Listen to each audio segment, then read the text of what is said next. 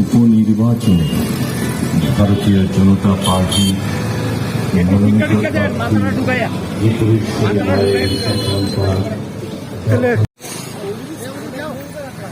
আমার সাইকেল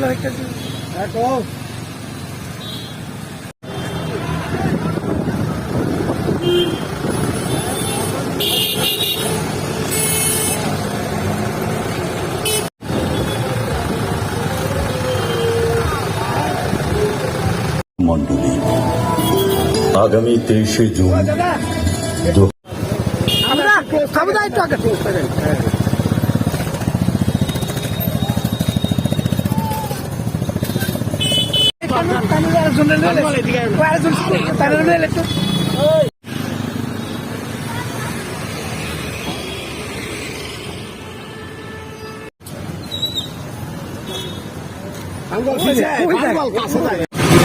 উপনির্বাচনের সামনে রেখে আমরা নাকা পয়েন্টে চেকিং চলছে।